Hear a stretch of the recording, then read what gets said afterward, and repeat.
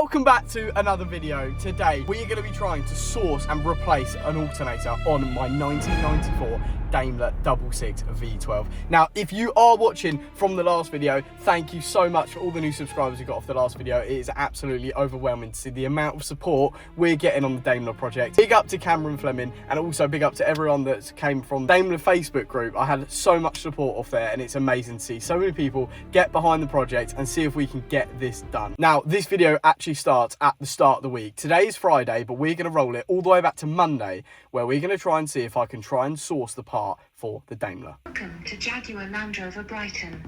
Please note, all calls are recorded for quality assurance. For parts, press 3. And for Hi mate, I was just wondering if I might be able to give you a registration to see if you might still be able to get an alternator for an old vehicle. I will try for you. So the reg is Lima 371. It is a little bit old.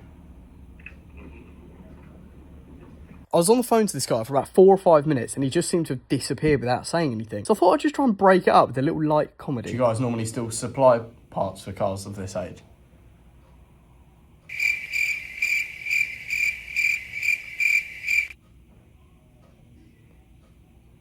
After some more time passed, it seemed like he actually came back to life and came back to the phone.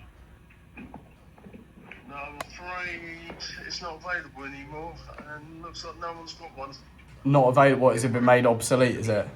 Yeah. Ah, no worries. I thought that might have been the case. All right, mate. Well, thank you very much for looking. Much appreciated. Okay. All right, bud. See you later. Bye now. Bye. Cheers. Bye-bye. Brilliant. So, can't buy one new from Jag. I know that it probably would have been a long shot and it's probably going to be expensive, but being the car it is, if I could have kept it as factory and OEM as possible, I would have. So that is now out the option. Move on to the next option. After searching far and wide across everywhere trying to get one of these alternators, it seemed nearly impossible. Until someone that I know knew how to cross-reference the part numbers from different models and different brands, and we managed to find one that should, all being well, fit. And one of the local 3-digit name part suppliers in the area managed to supply one next day, which we have here. Let's get out there, let's get cracking, and let's see if I can get this alternator fitted, because I'm actually off to Wales this afternoon, so I'm pretty tight for time. Let's get it done. Like I said, the alternator that I've got is not an exact direct replacement because you can't get that anymore for this car. So the one we've got is basically a cross-reference part number.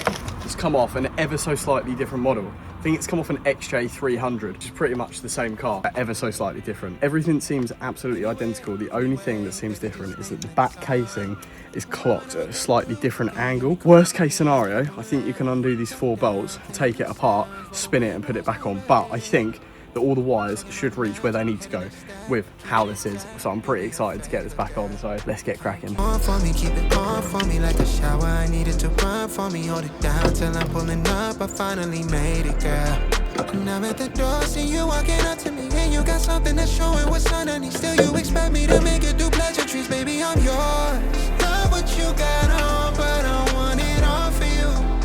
We can play a song while I'm holding on to you. We've hit the first hurdle, as usual, 5 minutes into every job. And I wasn't sure how much slack I had on the wire from the car to, because it's now further away, pull it and put it on. Doesn't seem like it has any slack. Let me show you. Down the bottom, that stud there is the main power. So I need to get that one there onto it, as well as that one there. So they need to reach down the bottom, but unfortunately they won't pull far enough down. That's obviously causing a bit of an issue. Now I am going to keep trying, see if I can wiggle some more wire out. If it will reach, I'll put it on. If it won't, then we're going to have to see if we can kind of spin the back of that alternator around. Just don't really want to do because I've never done that, but it turned out that unfortunately I did have to try and spin the back of the alternator round, so it would make the connection points closer to where the wires needed to be. As I was doing this though, I very quickly noticed that this is not something that can be done. I managed to undo the bolts, but the alternator was put together so tight it was going to crack if I tried to split it apart. Also, I noticed the mounting points were welded in such a way it wouldn't work if you span that back housing round at a different angle. So now, with not having any other choice, I knew I had to make this work. So I got back under the car and I got back to trying to get this alternator fitted. If you have enjoyed this video, then I urge you to try and press that subscribe button. I have noticed that most of the people that watch my videos have been watching them on TVs. It is just as easy as clicking on your TV remote button, getting the pop-up to come up, and on the left you'll see the subscribe button. It's completely free of charge. All you have to do is create a free account and subscribe. It helps me out so much more, and it's only going to help me progress this YouTube channel and do even more with these videos. We stay all day, all night, living in paradise. Remember, you don't get it twice, the time of your life.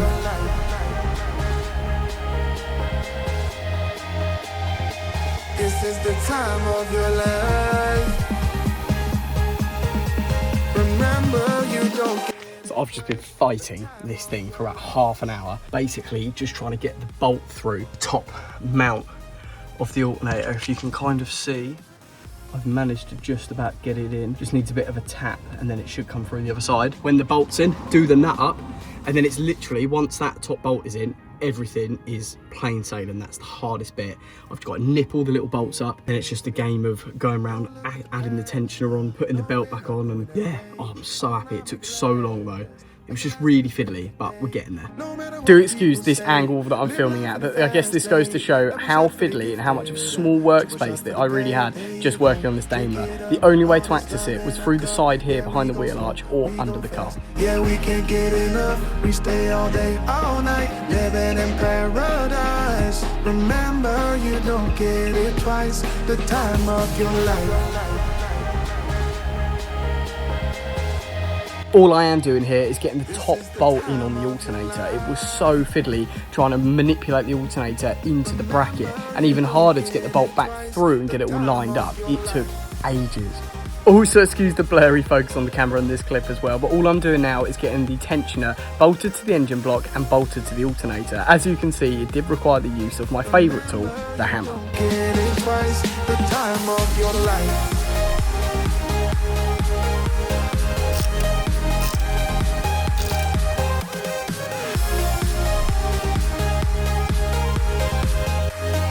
So the belt is back on, as you can see. I was just tensioning it back up. You basically undo or do one of these and it will pull the alternator this way, it will push it that way. Obviously I had to push the alternator that way, so then obviously it puts tension on the belt, and if you can hear it,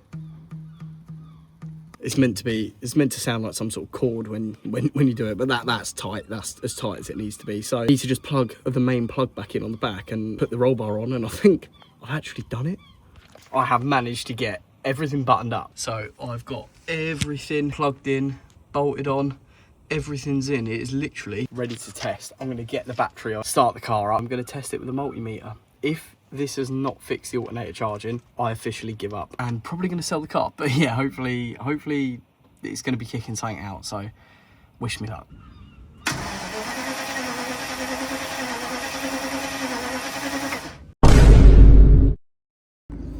Right, I'm going to quickly cut in this video. Harry has gone away and he's asked me to check if the Daimler is now running at the right voltage with the new alternator on it. He's told me it needs a jump, so I've got some cables out. I'm in the car at the minute. I'm going to jump start it, see if it, well, 1 starts, 2 runs at the correct voltage that it should be. Obviously we're looking for about 14.3 or so. Before it was getting just battery voltage, like 11.9, 12 volts. So yeah, let's jump start the battery, see what happens. Right, so we've got them both hooked up. And I guess you could say now is the moment of truth. So we're going to hop inside the car and see what happens. So we're in the old Daimler. It's like an oven in here. There is a voltmeter there, but I'm not that confident in it. So I have got a multimeter just to check it. But first of all, we'll see if it starts. No, look at that voltage. Nowhere near enough. Something ain't right there. Ooh.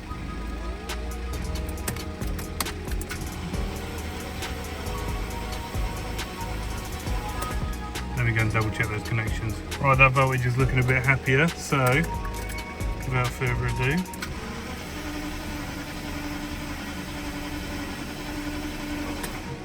ooh. Something isn't happy. Give it 1 more minute to charge. See if it gives it any more luck starting. Be back in a minute. Right, we will try again. I don't think we have much luck, but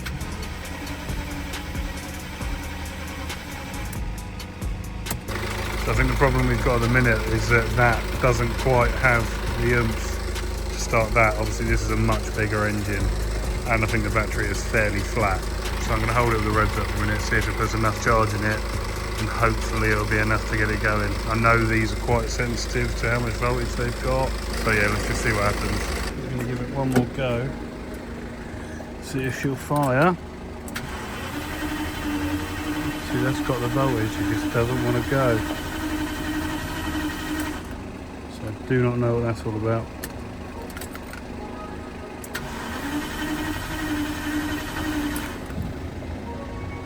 Should have enough volts to start now. The car wasn't starting again, and it seemed like all hope was lost until. Right, so fiddled around off camera and got her running, and she's running at 14 volts. Engine light's on, don't worry about that. But the most important thing is it runs and it charges. So the alternator is fixed, and it was the problem with the car all along. It's now charging the car, and it's now hopefully running as it should. Unfortunately, I have had some bad news, which I'll be revealing in the next video next week, which is going to cause a delay to this build. But stay tuned for next week. Thank you ever so much for watching this video. Be sure to smack that subscribe button, and the weekly content is still going to come on the Daimler, so be sure to stick around. See you later. Walking the world, walking the world. Don't know why.